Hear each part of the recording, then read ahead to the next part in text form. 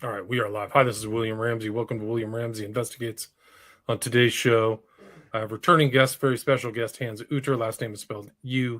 And this will be our sixth episode in the series of MKULTRA for the masses. Music is the weapon. So they're been very well received. I have a lot of listeners and a lot of people who followed these. And you can see the visuals now on YouTube channel if you'd like to. You can check that out. And he's kind of preoccupied, but if you have a chance, you can. I am now a person who sells Liquid IV. So I've used Liquid IV. It's a hydration multiplier. It's a brand, and I really like their product. I actually use it almost every day. I have their energy version, and you can get 20% off and free shipping for Liquid IV, Fueling Life's Adventures. If you use William Ramsey Investigates, or WRI, you just use the acronym WRI, type that into the website, which I will include in the show notes for Liquid IV. But one of the best things about Liquid IV is it hydrates. You can carry it in a pack. And they also have different brands. They have an energy brand. They've sold over 40 million they've donated over $40 million to organizations around the world. And they have 12 different flavors. They've got vitamins, 3 times the electrolytes of other sports drinks. And it's non-GMO. And it doesn't have a lot of sugar, which is nice. It's not too sweet. It tastes good. So that's Liquid IV. And it's good for hot temperatures if you've had like a pretty heavy drinking weekend or dancing or things like that. You always want to stay properly hydrated. So I actually really do believe in this product, and I'm happy to promote it and actually use their energy drink as well, which is really nice. It doesn't have jitters or anything like that. It gives you kind of a clean kind of green tea type of energy. So I definitely support this product, Liquid IV, Fueling Life's Adventures. Check out. I'll put a link to the websites in the show notes. But again, it's Hans Utter. This will be episode 6, and we kind of finished off the last one last month talking about incredible numerology associated with a lot of these events in 1960s, Altamont and Crowley's summoning, and just weird things that happened in the 60s. But Hans Utter, welcome back to the show. Yeah. And I just want to say one thing about Crowley.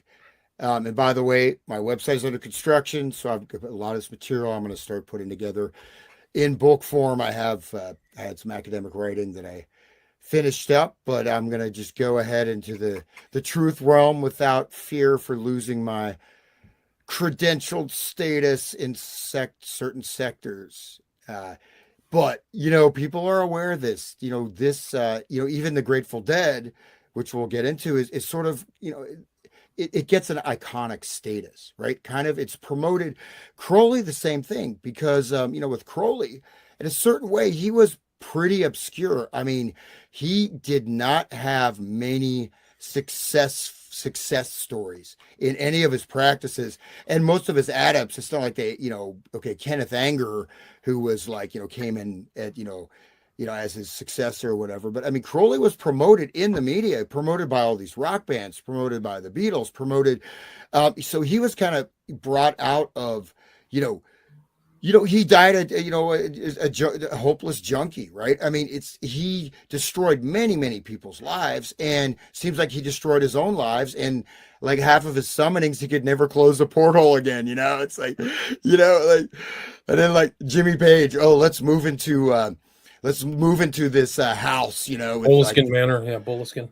Yeah, let's move into this house, near Loch Ness that still has this active, very powerful demonic presence that was never put back. Why would you want to do that? I mean, maybe in a country called retard land, that would make sense. But at least for me personally, unless you think you could control some of these entities, right? But Crowley was, in a certain way, they could have also chosen someone else, but he also had that intelligence agency connection, right? So going back to John Dee, and so you can't really, you can separate them out, but they come together, right, in various ways. as we'll look in further with a lot of these esoteric research projects conducted at the Stanford Research Institute, which is right where the Grateful Dead was born. And that's where, Ken Kesey and Robert Hunter were part of these 1959 tests. And everything kind of came out of, Palo Alto. It was all out of that place, but they're doing experiments and mind reading, psychic stuff. You got Uri Geller. There's all kinds of occult stuff. The Circle of Nine tied with him. You've got dream telepathy. Remote viewing. But remote viewing had many aspects. So it wasn't only the drug research, but it was parapsychology and occultism for sure that took place at the SRI. And it's a stone's throw from where Kesey worked at the Veterans Hospital. It's literally right down the same street. That street ends up at SRI, which is really, for people who don't know, it's not like a building. It's almost like a little small liberal arts campus. It's like a small college. It's huge. It's decently sized. It's very well funded. Yeah, so it's just really an interesting story, and I've got about 40 pages of handwritten notes of other stuff. I'm not even going to look at that. We'll just go through what I have because there's so many other. I look at it, it's like an investigation, like your show title. So you just keep bringing up all these connections and just the whole development in concert with many other things, right? So you can't really, the 1960s would not have happened if it wasn't for the Beatles, really. The 60s rock, because rock was dead, right? The Beatles brought rock back. It was kind of the era after all the first generation rock and rollers died or, were in jail or, whatever, or serving in the military. It had like very, easy listening, super cheesy. And they had all these like, teen novelty records, so it wasn't, also had doo-wop and stuff, but, it suddenly rock, but that's tied with the JFK assassination, as I have here. And then LSD and Crowley are also tied directly with the Beatles as well. But we're not, we're focusing mostly on the West Coast. So let's go ahead and dive in. Next slide. Let's do it. Jerry Garcia. Swain's Music. Swain's Music is where he used to play when he was 18. Yeah, crazy. On University Avenue in Palo Alto. Yeah. So Jerry, and the thing was, there's a common practice, right, called sheep dipping, or like if someone is in military, they're going to go into intel. They usually have this sort of egregious, dishonorable discharge, right? So Jerry had top secret security clearance to work in missile silos, and so, and it's possible, basically him just being a screw off and doing stupid things, he actually did that, but doesn't mean he still could have been recruited. Like, this guy's a wild card. Well, let's recruit him. But you don't go from, top secret clearance to suddenly, why of all places in the country to move is Palo Alto. He just chose there. And immediately, and just an interesting factoid is that, so the Warlocks, why they had to change their name? No. There was another band called the Warlocks in New York City. You know what that band's name changed to? No. The Velvet Underground. Oh, wow. Amazing. Velvet Underground. Very, very important group, right? Culturally. I mean, that whole scene with Warhol and everything else associated. So, yeah. And then, of course, Jerry's story about, I opened up the Oxford English Dictionary and I saw the Grateful Dead on one page, right? So people have researched every single dictionary available at that time. There was no dictionary that had the Grateful Dead in full, but anyway, so let's just go on. We'll leave Jerry there. So this is an interesting story. 60s rock star on FBI payroll. So this is talking about Jerry Garcia working. Jerome Garcia, guitarist and lead singer for the Grateful Dead, a rock band with a large and loyal following among the hippie and drug counterculture of the 1960s and 70s, was employed by the FBI from 1968 to 1975 as part of the federal agency's COINTELPRO program. COINTELPRO was designed to infiltrate and gather intelligence on violent and revolutionary groups inside the United States. So this is from the New York Times, right? So, and this is an article saying that, and this is the church commissions, right? So this is saying that they worked for, and we can go through all this whole article. It's a bit hard to read, but you can see it there if you want to chime in on that bit. No, it's incredible. Like, you would never think that guy was a COINTELPRO asset. Counterintelligence program. That's what it's short for, right? That's incredible. Yeah. And so like the documents. Do you want to read it? Go ahead. Oh, go ahead. If you can read that, the documents were a subject of you read about that, that's the second paragraph. The documents, which were the subject of a 5-year lawsuit by a group of Grateful Dead fans called Deadheads for Freedom of Information in the American Civil Liberties Union, ACLU, were withheld by the FBI as classified material for reasons of national security. Federal judge ordered the documents released in July of 1990, and they were finally declassified and made public in October of this year. It is unknown how much money was involved or whether Mr. Garcia remains employed by the FBI, since large portions of many documents were deleted, and the release of others is still an issue of legal contention. FBI spokesman Dick Held said that the COINTELPRO program was discontinued in 1975 and that Mr. Garcia no longer works for the agency, as his situation was unique to the 60s. Wow. One of the original plaintiffs in the 1985 lawsuit was Brent Midland, the keyboardist of the Grateful Dead, who died of a drug overdose in August of 1990. According to Nancy Morehouse of Deadheads for Freedom for Information, the lawsuit was prompted by rumors of the band's fan mailing list being sent to the DEA for surveillance of drug dealers and users, and fan mail being opened and forwarded to the FBI. Wow. And we'll see about Operation Deadhead, which is also, there literally was an Operation Deadhead, and this goes into the 80s and 90s. People were accusing Jerry of being an informant. But go ahead, continue reading. Yeah, who would know? Like, I'm going to follow this Deadhead band. They're sending all their fan information to the freaking government. Like, that is incredible.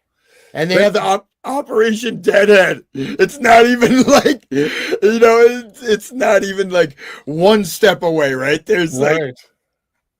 Oh, no, it's incredible. Grateful Dead concerts are notorious for illegal drug use among fans, specifically hallucinogenics such as LSD, psilocybin, mushrooms, and MDA. Morehouse said that, first, I couldn't believe that Jerry would be involved in something like this. I mean, it's not like he needs the money. At $30 per ticket, he makes millions off his concerts every year. And as a Deadhead, I thought that the band really believed in the peace and love that they sing about on stage. Now I feel angry and betrayed. Grateful Dead fans interviewed in recent concert in Eugene, Oregon, expressed similar feelings of disbelief, shock, and anger. Morehouse said that Mr. Midland was the only one of the band who really seemed interested in finding out about if these rumors were true, and speculated that Mr. Garcia's rumored involvement with heroin may have landed him in trouble with the federal law enforcement agencies, who then pressured him to work as part of COINTELPRO to avoid prosecution. Mr. Held said that he was not at liberty to discuss the FBI's recruitment policies or to speculate upon Mr. Garcia's drug use. Mr. Garcia was unavailable for comment, but a band spokesperson asked about the release documents and said, "No way, man. Like, that's a lie." Yeah, that's a great legal defense. But this is only, to me, that's a tip of the iceberg, but it shows there is an iceberg, right? Agreed. So there's many other aspects of this. Other bands today are giving their fan mailing lists or information to the feds. That's actually a shocker. Well, and I want to, this I'll say, because I have not followed this up. I'm sort of going back into the research, fearless research without any, what the heck, who cares, right? They're all gonna, we're all good now because we've woken up in America, hopefully. But anyways, part of this is that, I have gotten some pushback in the past, which I didn't mean to, because I don't consider myself controversial in particular. I just relate facts. But I had several people, I've had people contact me and different things. And one of the things is about the Grateful Dead being involved in human trafficking and sex slavery, and lyrics within songs referring directly to this. I don't have, that's an allegation that I wouldn't make that allocation, right? But that's, there's other layers of this, who knows? But some people have said this is a fake story. It looks pretty legitimate to me, and there's enough there that you could confirm, right, that this is not, it makes a lot of sense, especially when we see the Operation Deadhead, that was going on, and that continued after 1975, and it's like, and there was another lawsuit against Jerry from fans because of Operation Deadhead. Interesting. Life in prison, man. There were people getting life in prisons. So depending, But let's we can move on from there. Long Strange Trip: Inside the History of the Grateful Dead by Dennis McNally. Okay, so one of the consequences of American Beauty was the return of Alan Trist, Garcia and Hunter's buddy from Palo Alto. So Alan Trist is very important, right? When he left California, he'd attended Cambridge, eventually marrying Robert Hunter's friend from the same Palo Alto circle, Christy Bourne. Throughout the 60s, Christy maintained a close friendship with both men, which kept the connection alive. After the Hollywood Festival show in 1970, Alan had gotten together with Hunter and McIntyre, and eventually John had offered him the job of running Ice 9, the Dead's music publishing firm. And by the way, that's a William S. Burroughs reference, right? Ice 9. So Alan faced an interesting quandary. He was then working with the Tavistock Institute, which studied social change and now had the opportunity to live it. So right now we have a tie directly from the initial Stanford LSD experiments to Jerry Garcia, Robert Hunter, the Grateful Dead, and the Tavistock Institute. And I'll say this, like some of the stuff I pulled up before, there's a lot of stuff that is now removed from internet, right? Even I've seen references, Wikipedia and certain articles, disappear. But anyway, so Alan Trist, yeah, go ahead. Well, I'm just trying to pull up his picture right here. There's Trist, and then it conferred, helped establish Ice 9 Publishing Company, 1970. He was a editor in Eugene, Oregon. But here's the thing. You have these whitewashed bios, right? And that's what I noticed quite a bit. So that's why this quote is important, because the fact that he was working for Tavistock Institute, he attended Cambridge, right? He wasn't just, you look at that image, you think he's just, a guy, smoking a lot of weed and making psychedelic pictures in his bedroom, right? But the guy went to Cambridge and worked for the Tavistock Institute, and they don't let anybody off the street to work at the Tavistock Institute, right? No way. Incredible. Yeah, it's amazing. Is he still around? I don't, he may well be. I don't know. Some of these guys are, disappearing. But what's interesting is that they're, you see across the board, right?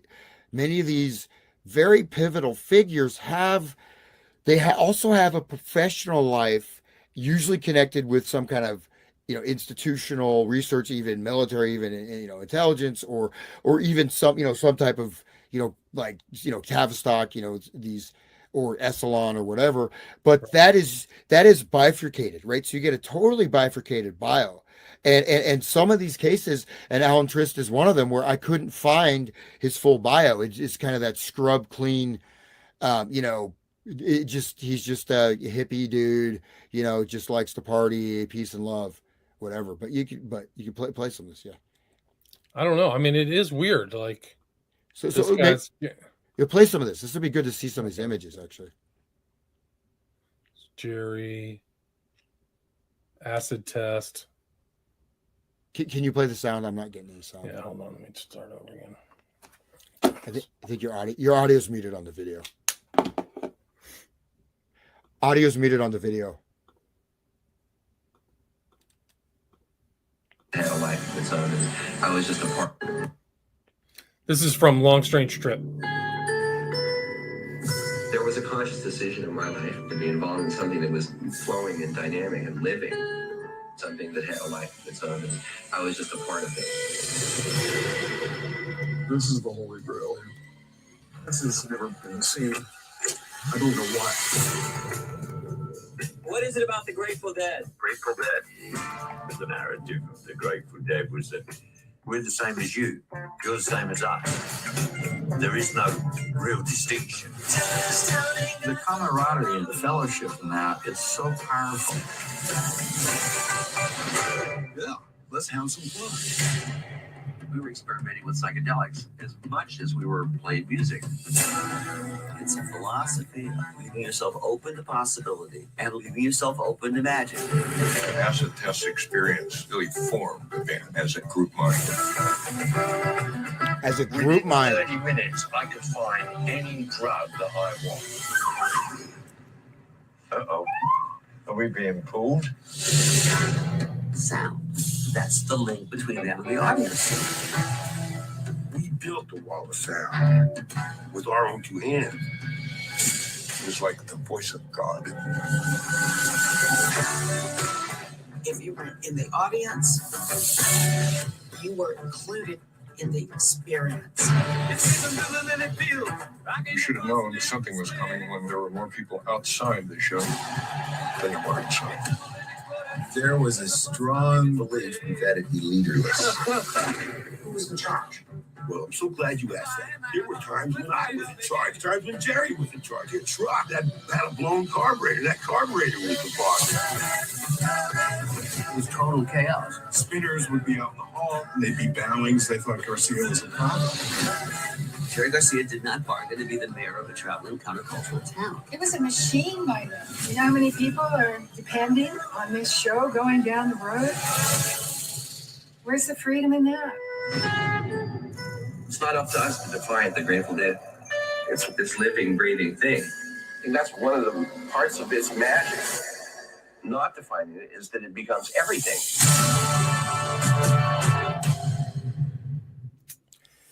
Okay, well, yeah, but so That that's was, executive produced by Scorsese. Interesting. yeah. So again, so there's a mythology that this is getting us. These things have long lifetimes. Yeah, we'll go back to the slides here, and Okay, well, let me get my AirPods to work. I can't figure this out. Yeah, let's go back to the slides. Let's see. There you go. okay. So again, we have Tavistock Institute. Working with the Tavistock Institute, had the opportunity to live social change, or perhaps to direct it, right? So what's more interesting than, you're coming up with these theories of social change? Well, let's try to actually implement them, right? So let's go ahead and go to the next slide, and I'll start playing some clips in their own words. You can go ahead and read it if you like. It says, what united the original Provincetown Bohemians, playwrights, and painters both was the idea that art was the great universal refreshment. Curiously, for such dissimilar folk, this is what united the founders of the Grateful Dead. What we were interested in was art, recalls Alan Trist, who was 19 when he was his father, Eric Trist, a visiting fellow at Stanford. He founded the Tavistock Institute in London, arrived in Palo Alto in 1960. His father founded Tavistock, man. That's not just like some dude, living in their parents' basement, smoking weed and painting, right? That's okay, go ahead. Okay, let's go back. It was the business of being an artist that totally captured Jerry and Hunter, he states, pointing out to me when we meet at the bagel shop near the Dead's office in San Rafael. Well, so these guys all met up at the same time. Or 59, 60, Jerry's showing up there in Palo Alto, right? They're all kind of arriving. And in fact, the Ken Babbs and Ken Kesey, right? They were both Wilson Fellows, and they were both in the military. So they were both on the Wilson Fellowship. They met as Wilson Fellows in the mid 50s, right? And Ken Babbs, many people say, was the central person that was really running a lot of the high tech stuff of the Merry Pranksters, right? Because they had these crazy, we played some of their recordings. I mean, from the acid test, I mean, they'd have 100 different speakers in different places with weird lights, and I mean, it was intense. But let's I want to start playing some of the actual recordings of these guys in the Dead revealing or talking about stuff Okay. as we go deeper. So, everyone knows about Owsley Stanley III. Or do you want to say something about him, or we can just play the clip? I thought Owsley Stanley was the LSD guy, right? Isn't he one of the proponents of bringing a lot of LSD in there? Well, okay, so Owsley Stanley was the sound guy for the Grateful Dead. He was in the Air Force, doing advanced radio telemetry, advanced technology, especially with signal frequency transfer stuff. But he became one of the most notorious LSD chemists, as well as creating the Grateful Dead's entire sound system. So this crazy wall of sound stuff, he designed that. He was building that as well as distributing LSD and becoming one of the largest manufacturers of LSD. But so let's listen to LSD talking about the occult background of the Grateful Dead and how they're using LSD. So this is Owsley Stanley speaking. I think it's in the mid-70s. So here we are. Here's the recording. I'm going to play this. Well, if you can't describe what you were doing with acid before, can you describe what was different about what the Kesey outfit was doing with it? Well, it was magic. It took you into a place that was like the descriptions in the books by the Rosicrucians and the Freemasons, and it made sense of all the different occult things that I'd read. It was. Just notice his references, occult things. He said Rosicrucians and Freemasons, right? So, and just real quick, Owsley Stanley is from a very, very wealthy.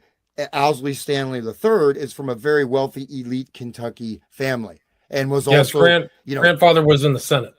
Yep.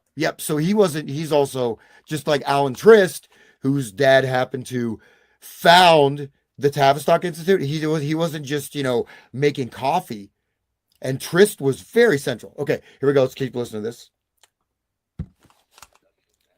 Oops, sorry. It was a pathway to another place, and it seemed to give you access to mental powers that were written about and talked about, both amongst the Hindus and amongst the ancient alchemists and magicians, and seemed to go direct, give you the access to those things. It was like a tool to work on the consciousness. Although the material always gave me great visions, incredible visions. I'm sure that it's the root source of the art that I do, even today. I'm sure it was the root source of my ability to manipulate sound, which I looked at as an art form. I never looked at myself as an engineer anymore, and I looked at myself as a chemist or anything else. Not a scientist. I have a scientific background, but because I'm interested in everything. And science is just a way of describing the physical universe. And alchemy and the occult is just a way of describing the non-physical universe. And I was interested in both aspects. And art is a way of creating something yourself as a man, which can say something about either the physical, the non-physical, or both. Yeah, I was going to say that somewhere along the line there's a bridge between the two, where comparing and contrasting those things.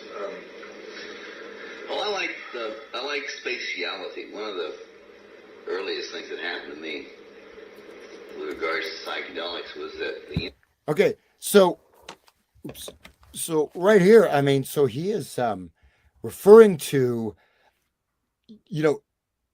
as we go further into this, he talks about experiments, creating group minds, creating telekinesis, creating all these things. Just at the time, the Stanford Research Institute was conducting multiple programs in these areas, right? Including, though, he says, doorway between this world and the next. He uses specific terms. He doesn't say spirituality. He says occult and alchemy. Okay. Right. And he says opening the barriers between worlds, right? So that's Owsley. I'll just play. Did you want to just say anything about that? It's fascinating. I've never heard that. That's really interesting information, that they had all of that terminology down, that they're putting it on there, you can see that kind of alternate occult outlook, I think, is pretty telling. Well, yeah, and it's very specific, right? He's very specific, right? And this guy, again, was, advanced chemist, and actually the weird thing is another like shadowy figure, Melissa Cargill, same as the Cargill company. Wow. That was his girlfriend who actually taught him how to make LSD, supposedly. And she has totally invisible, right? I mean, you can't find almost nothing about her. And again, I've seen a lot of this stuff, even these bios scrubbed, so they bifurcate them. So you've got your happy hippie background. Okay, let's do another quote on this. So this is another quote, and another clip. This is either Owsley or Jerry. I'll tell when I listen to it. So this is Jerry Garcia. Okay.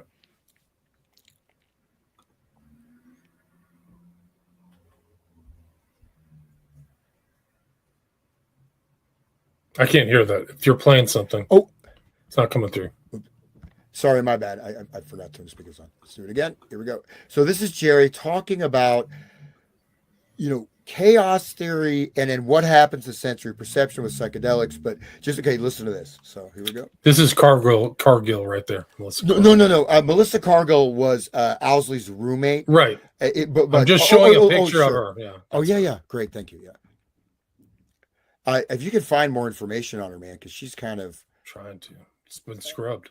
Yeah. So here's Jerry talking about virtual reality and magic with a K. Along we're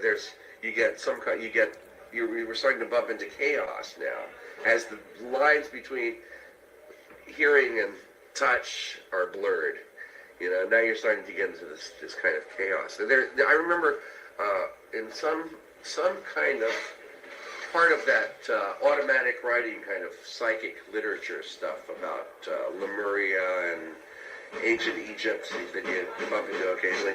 There was something in there about the fall of the early magically oriented societies pre-Atlantean, was that they had control over form, and that there was just too great a variety of forms that people were becoming anything they wanted to, any animal, anything like that, and that part of the process of part of the reaction to it was the desire to restrict the forms to the forms that we are familiar with now. This stuff is all stuff that bubbles out of the subconscious of people. I don't know where it comes from. I don't know. It doesn't have any relation to real historicity, but it's part of the mythos, And there's a metaphor in there somewhere about that thing of losing some sense of what the bounds of reality are. What your experience is. And I think it's the basic threat of drugs, psychedelics specifically, is somewhere tied into that. And that this virtual reality stuff is the technological equivalent, really, of psychedelics. So this is very important. Again, this is from the early 90s. There's background noise there. They're doing like he's backstage. He's talking about virtual reality and psychedelics. Now, what virtual reality you had back 1990? Nothing. But listen to this. It's very important. So yeah, continue. And I can see that I think that part of it is going to be the thing of being able to make this look like something else, just to avoid that kind of interference. Did you read Barlow's thing about, he's just been handing it out. Do you know John? Yes. Yeah. The show last night, in fact. Yeah, did you read his thing about these people who are getting busted, the hackers that are getting busted for? Yeah, I'm involved with the Electronic Frontier Foundation, which is what they decided to call it, which is... That's right. Oh, you know all about it. Well, that's... Yeah, well... that's not even... I mean, here we're not... So anyways, so that's... so in that case, he's talking about virtual reality, and he goes on and on to really push it, which I'll tie into the whole 6G, a little bit towards the end here. But basically, I mean, he's talking about, so you're shifting. He brings up that thing, about Atlantis, but also they had basically blurring the lines between physical reality and actual reality, and then saying virtual reality is like LSD and it's going to become the new LSD, and this is why the man wants to bust you. The man wants to bust virtual reality. You know what I mean? That's, he's putting that thing, oh, the man wants to stop people from, from experiencing virtual reality because that's a freedom and the man hates freedom, right? So that's, anyways, but he definitely equates virtual reality, which is really, what the world we're being almost shunted into, right? The World Economic Forum is straight up there. So, yeah, that's there we go. We can go to the next slide if you'd like. All right, let's do it. Okay. All right, so there's the Wilson Fellows. Yeah. So they participated in SRI's LSD experiments? I didn't know that. In 1959, right? So that's where Ken Kesey, and that's where he wrote One for the Cuckoo's Nest, but also Ken Babbs, who, he was the guy running the complex light and sound machines for these crazy acid tests, which seemed really unpleasant. You know what I mean? Like if I'm on acid, you don't want to be around a bunch of these freaks, but they, stuff could actually permanently psychotically damage people. But anyways, and then Robert Hunter, the lyricist of the Grateful Dead, was right there too. And that's where he got inspired to become a writer, was being part of the same LSD experiments. Owsley Garcia and many others, including, I believe, Kesey and Ken Babbs also were ex-military. And just to, and there's a whole bunch of other connections, but we see the Palo Alto, we see around the same date, and we see all these major players coming together. And as Stanford Research Institute research agenda developed, so these actual things, which we'll hear quotes of how they're experimenting with this on their fans, right? They're using their fans, okay, anyways, and this is a quote about Operation Deadhead, quote, and so I don't have the source there, but it's just a source related to that. I was contacted by someone who was on a petition drive to get someone out of jail who was a victim of Operation Deadhead and still in jail over 20 years later, like a life sentence. I wasn't aware of the Deadhead operation, which is still ongoing.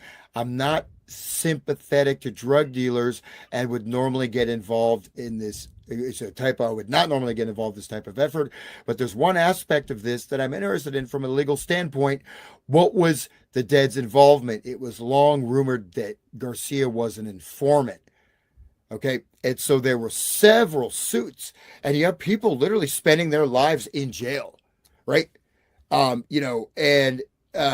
this is, I would say that even the legal aspect of getting people busted for drugs compared to the social engineering aspect and the occultic aspects and potentially other things, this is, I guess, it's a tip of an iceberg, but I think it gives some evidentiary platform for the little more far out things. So. Right. I agree. Define Operation Deadhead? I can't find anything about it online. I think it was actually Operation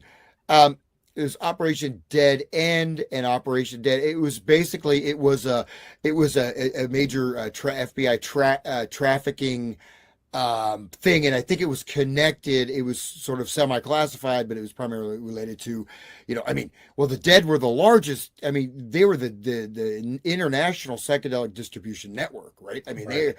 And when they stopped playing, I mean, there's a massive drop off in psychedelics, and then it goes right up. But many other drugs, I mean, it was a huge network of hundreds of thousands, if not millions, of people involved in that. So, there's a couple different names for it.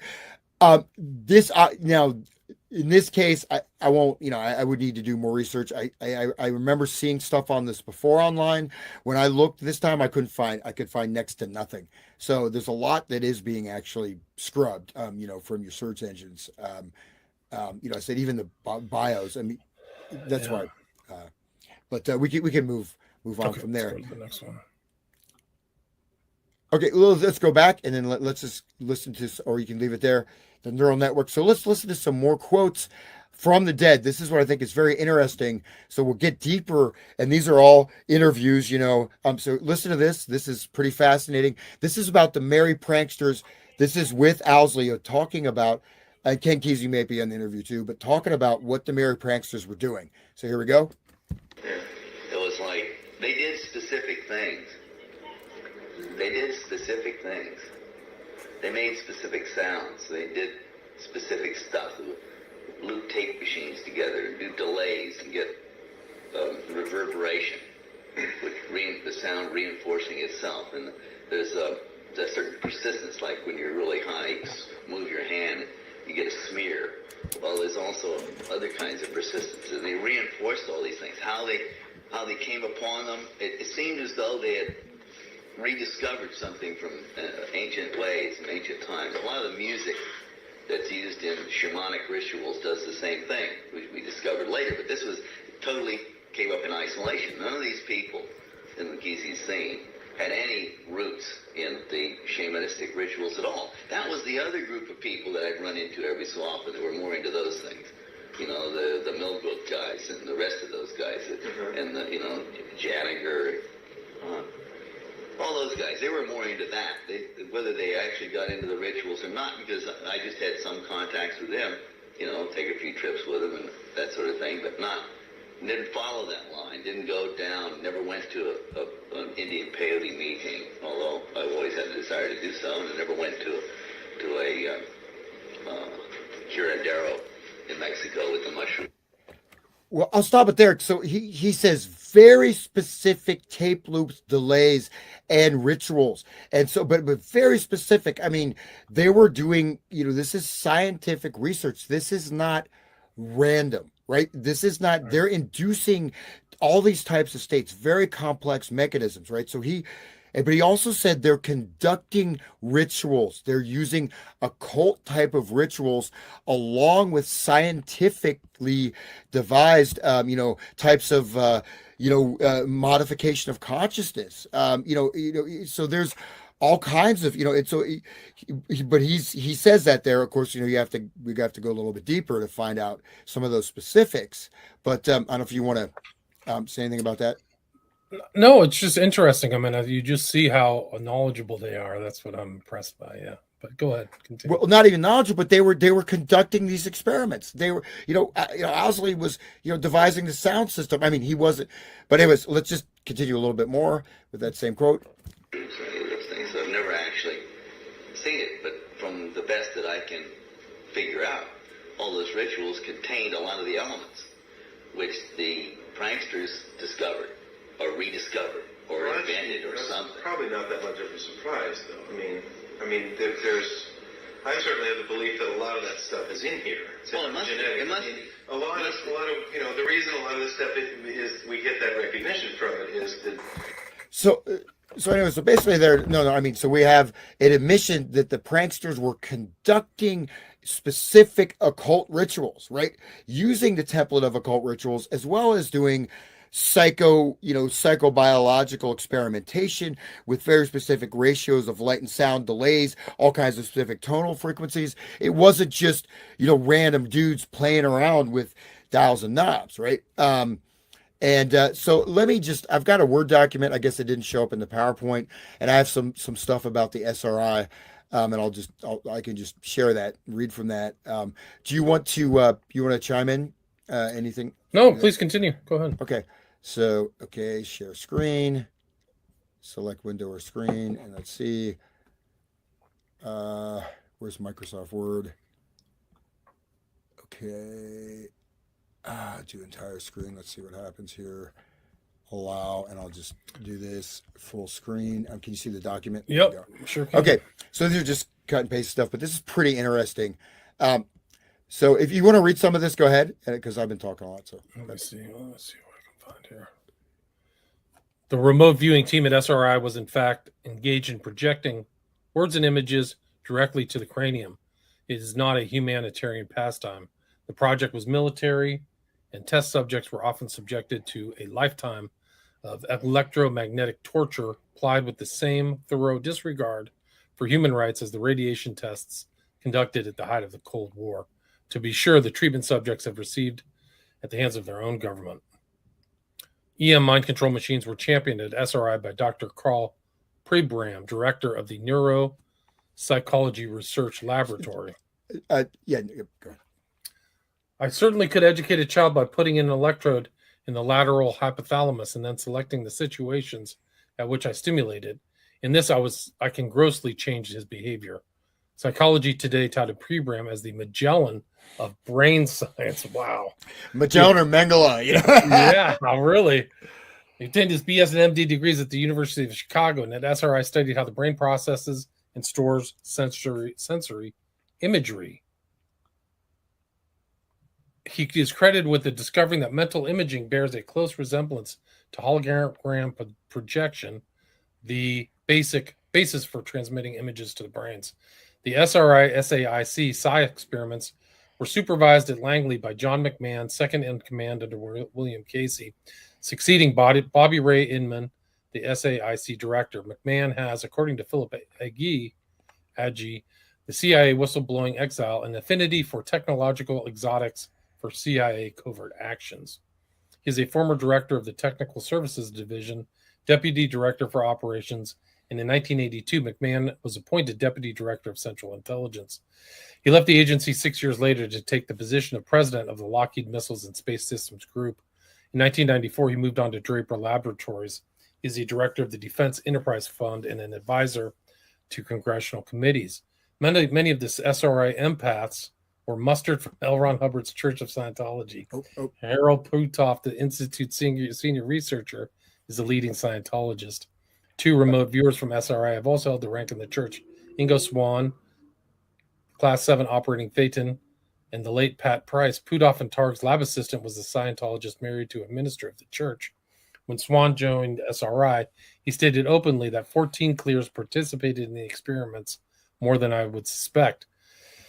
At the time, he denied CIA involvement, but now acknowledges it was rather common knowledge all along who the sponsor was, although in documents, the identity of the agency was concealed behind the sobriquet of an East Coast scientist.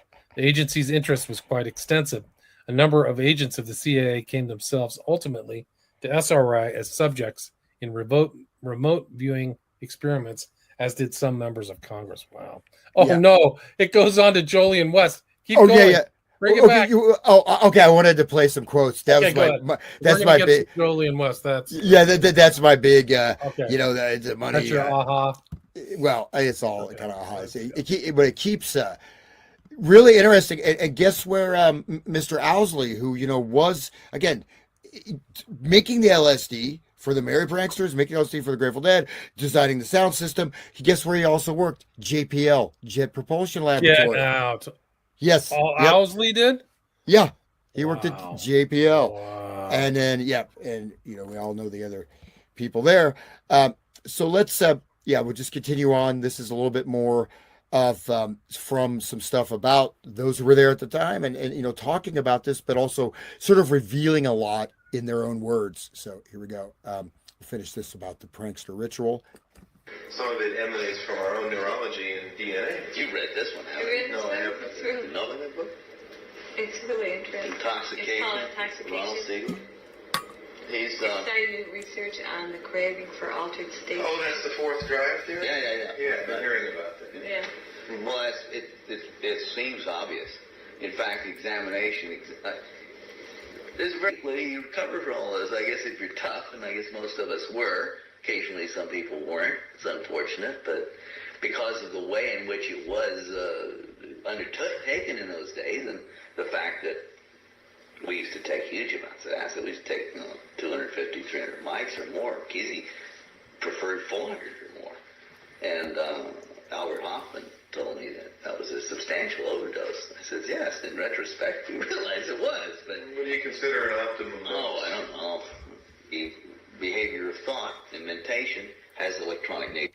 So, okay, it's not just about doses. And a lot of times with a lot of these like drug cowboy heroes, you find they were not really taking as much as it says they took, right? Like a number, I think it was a Phil Lash and even Bob Weir. Like they didn't really, they stopped taking LSD if they even took it that much, right? And just to we go to Hank Harrison, of course, who was the Grateful Dead's the manager of the Warlocks, right? When they started in Palo Alto with all these just all met up, and all with these unique backgrounds right there. And there was actually an earlier sort of the first psychedelic convent or rock scene actually took place in the desert of Las Vegas, New Virginia, Nevada. But that was more like a Wild West. I won't just get into that. That's kind of interesting. That was like the rollout before the 60, it was about 63, even before the Merry Pranksters. But it was anyways, that's there's one of the bands would have residencies there, but they were shooting guns. They were cowboy dressed like cowboys. You've got the other.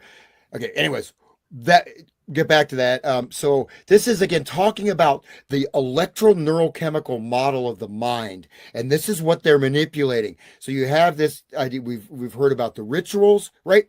Even from Jerry, they're talking about specific occult aspects being involved, very specific. Now, this is the thing of thought as electricity. Check this out. And okay, behavior of thought and mentation has electronic nature to it. There's a flow of electrons. And in fact, one of the very interesting things, this is very interesting too, as a little side, about how psychedelics affect you and how you interact with not only consciousness, but we found that some of the psychedelics seem to affect our ability to interact with inanimate equipment. Really? Specifically, when someone at a show or when in a room where someone was playing music was to take some DMT, which is a rather powerful psychedelic, the music would immediately become louder and more strident. And really, the other people would notice that. Absolutely, everybody. Oh, everybody. It just does it does a thing, and it has a certain tonality to it, a certain quality to it, which is very distinctive. So we decided none of us could. We generally could all do it, right?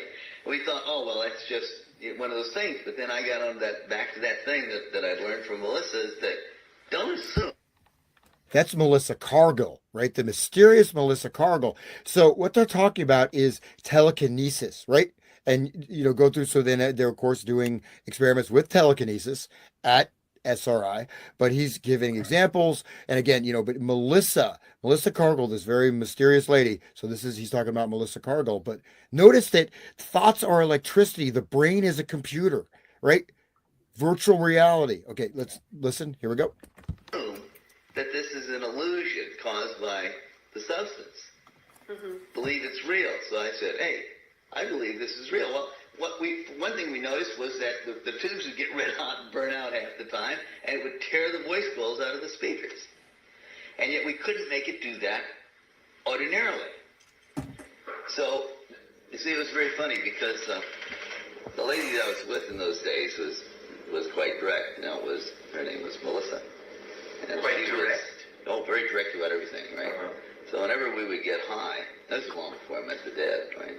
But whenever we get high, and things just start getting really weird, she would insist on dealing with them as though they were real, not a hallucination, not something that the drug was doing, but this is reality, and forced me to deal with it. So I never got into that space that a lot of people get into, where they say, oh, it's the drug that's doing this. This is a hallucination. This is a non-real effect which is being produced by a chemical which is in my brain. I had to deal with it as though this was the absolute concrete everyday reality. Now, deal with it, right? And that was interesting because that's different. It's different that way. See, you do a whole different. You have a whole different set, right? It's like the difference between sitting in a. Okay, it goes on and on, but he's saying that, take the trips as real. And I've got, there's many, many other things I have, even in terms of developing a collective group mind, right?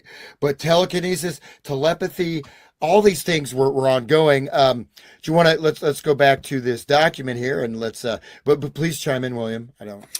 I'm just listening along, man. It's really fascinating. I didn't know Oswald Stanley had all of these audio tapes. I'm just totally fascinated by this whole aspect that you've taken in this 6th episode. Man. Yeah. So here we go, and I'll let you read this. This is sort of this is a big moment.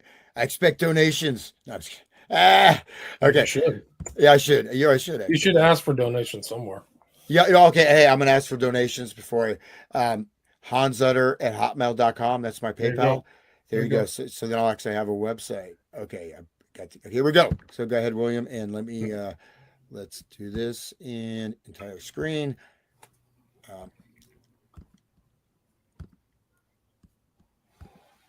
And let's see what you have there.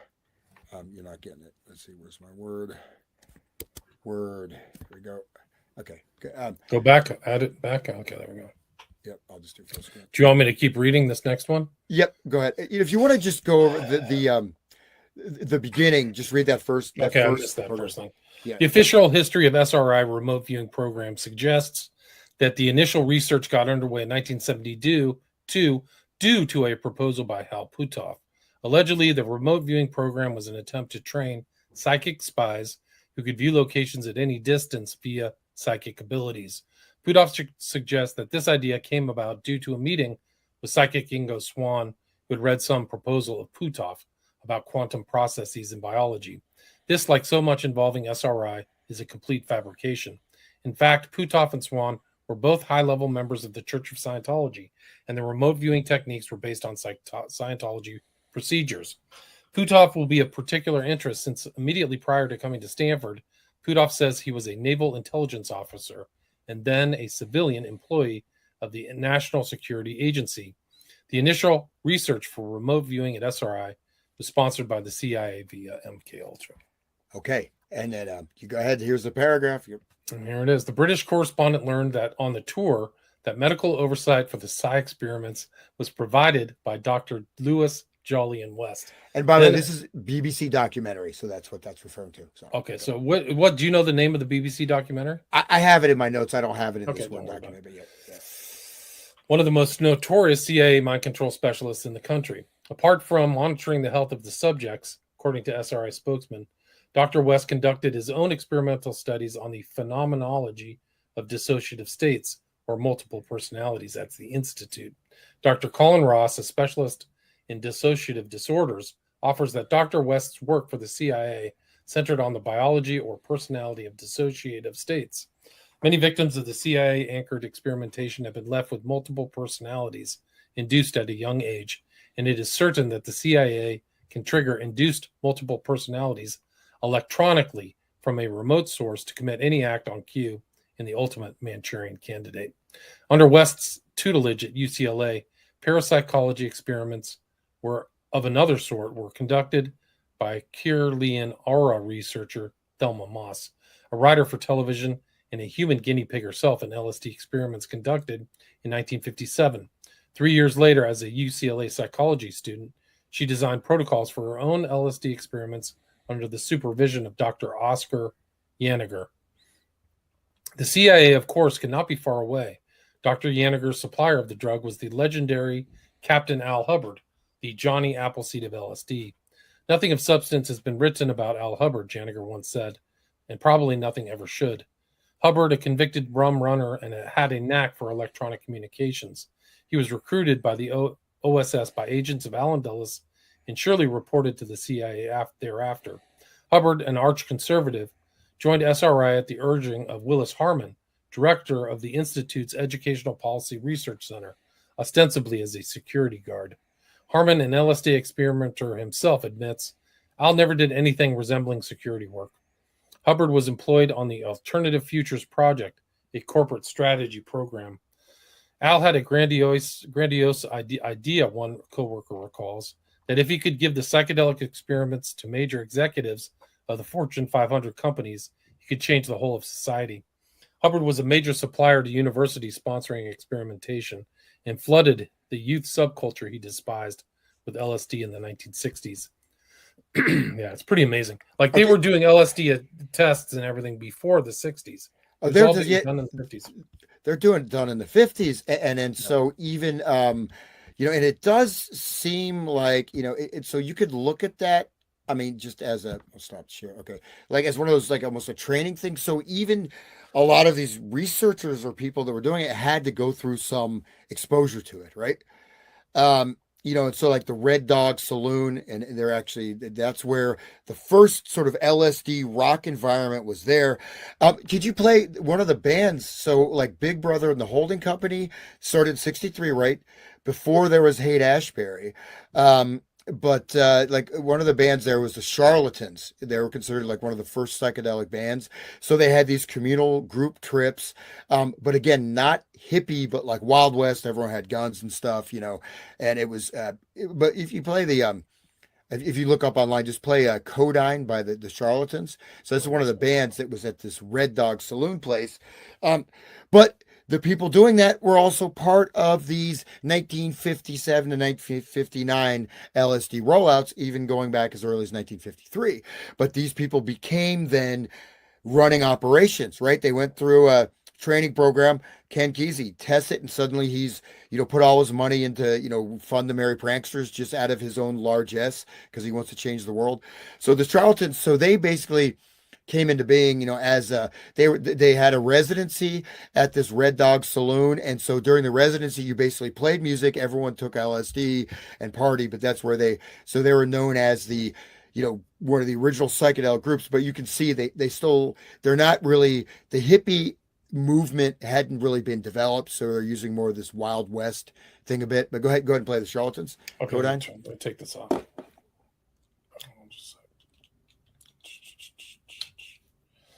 Charlatans. Let's go here. All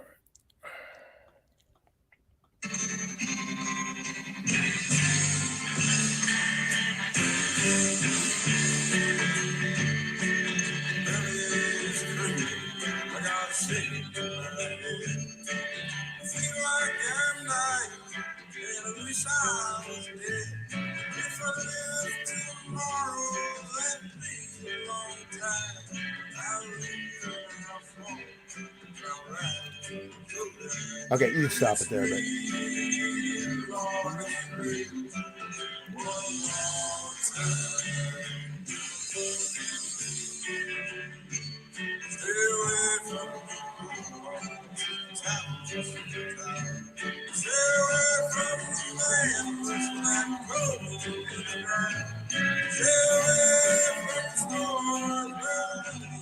that's cool.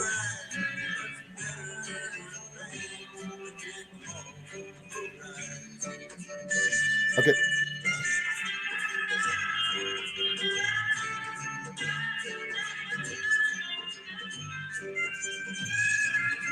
You could stop it, William.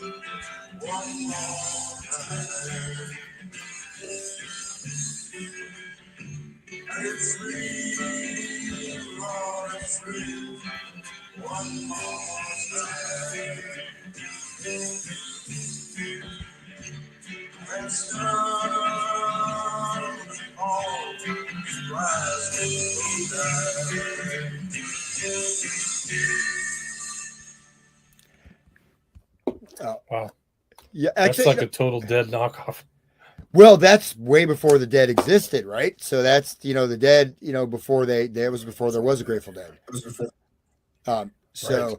but and what's interesting too, though, if you look at the early set lists of the Warlocks, right? They're playing like Louie Louie, Wooly Bully, 3-chord frat rock songs. I mean, they were not doing it. You know what I mean?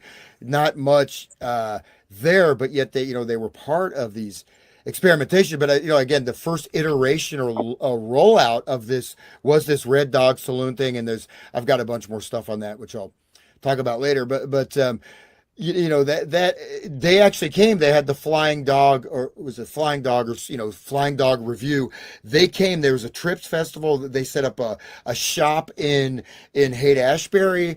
And now we also got Jolly West linked in here, right? And we already did the Manson thing, but now we're looking at direct correlation of the founders of this whole movement, right? I mean, like sort of the leaders. Of course, again, the cover story is, Ken Kesey just spent the money he made from writing Wonderful Lure of the Cuckoo's Nest, paying for these very complicated acid tests with tens of thousands of dollars of, complicated equipment, right? You're not going to the Guitar Center and buying, these are like, research level. I've got some of these old like vacuum tube, they were used for research, like neuroscience research stuff, laboratory grade. A lot of these delays and types of machines they were using, they weren't, off the rack, at your, you know what I mean? These were, white noise generators and but they were using very complex delay sequences, and again, this stuff, there wasn't,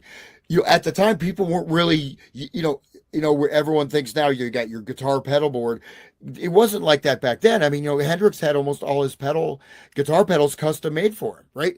So this whole thing developed. It wasn't like this stuff wasn't available. You had like wah pedal, some of them, but even maybe a fuzz face, but this stuff was not available, right? I mean, and this was scientific grade. You know what I mean? So Ken Kesey just paid for this bus, drove all these, hippies or just out of his royalties. And then you can read, like, there's some articles, was Ken Kesey making the best use of his money? So we're talking, like, did he even have enough money to fund this whole like commune? And, maybe he did, but it's just interesting. But they all tie back, even Robert Hunter, right? And then especially Owsley, being so important to this thing. So let me just I'll just play a few more quotes here as we wind down. But, as you go deeper and deeper into the parapsychology research that was being done and seeing how this is correlating, even the dead, he was talking about how they could, with their mind power on certain hallucinogens, they were blowing out the speaker tubes of their amplifiers. Right. Yeah. So here we go. So here's Owsley. I have about 10 more minutes. Okay. Yep. So let me think. What is the best? I'll just do a couple of these. Control of DNA through electricity. That's kind of interesting, right? So let's play this here. Okay. That scared me. How so? Oh, it just seemed frightening.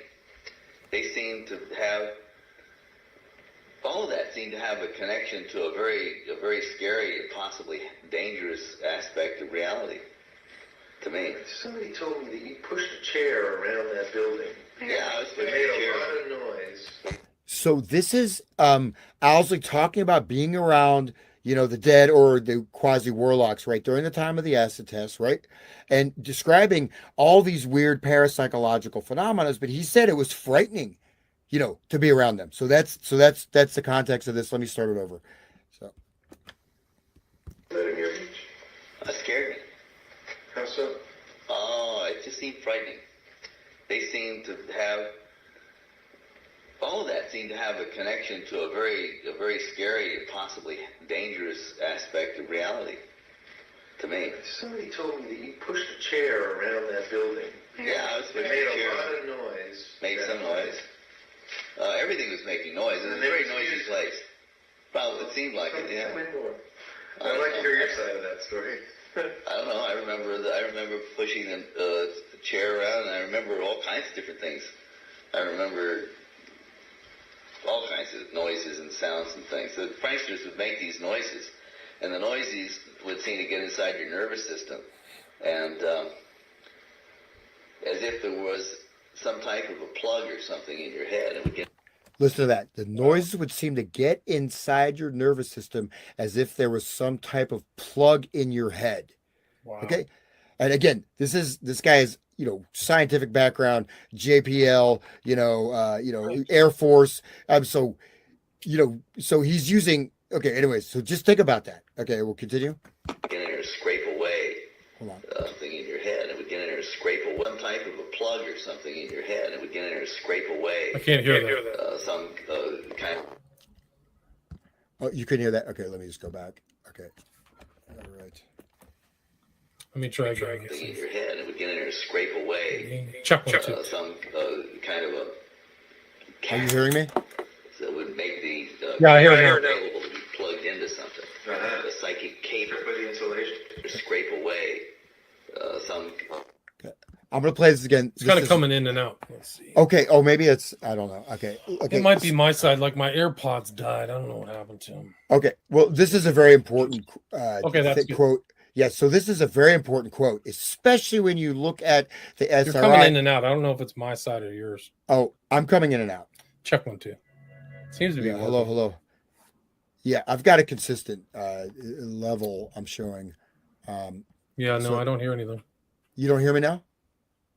Hello, test 1 2. Hello, hello. Test 1 2. Can you hear me? Can you hear me talking? Can you hear me? Hello? You can't hear me? Hello, test 1 2. Test. So I'm showing signal.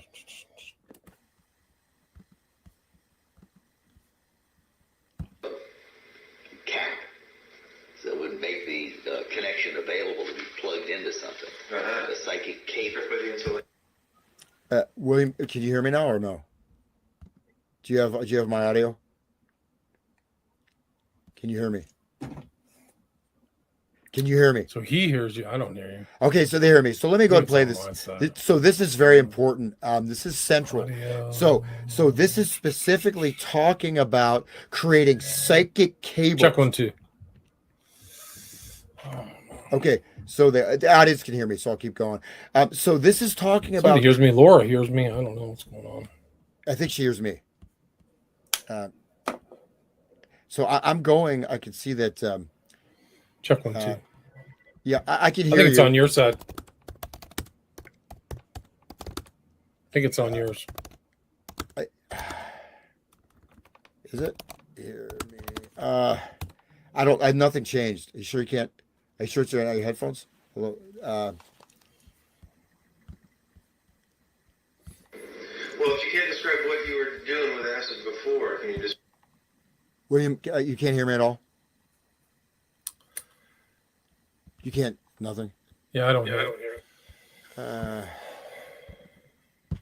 Let's see. Private chat. I can hear you. Can others hear me? I can't hear you, so I don't know. I mean, I keep bouncing around between these two different things. My whole setup just isn't set up for multimedia. It's just that simple. Like, you got to bounce in between these two speakers and stuff like that. I just don't have that great of a setup. Can you hear me now? Hello, test 1 2. Can you hear me now? Check 1 2. Can you hear me? Stacy hears both of me, but audio, but we can't hear each other. I don't know. What's going Okay. on. Just play it. Just play Okay. it. Yeah. I don't know why. I don't know why it's not here, man.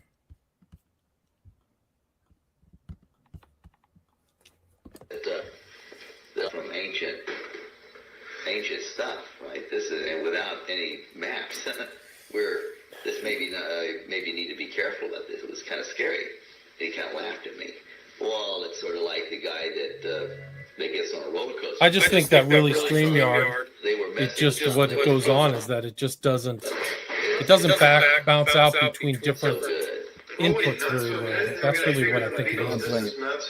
So I'm just gonna call That it was me a day. standing in the room listening. Can you hear me? You can hear me, right? Yeah, I can hear you fine.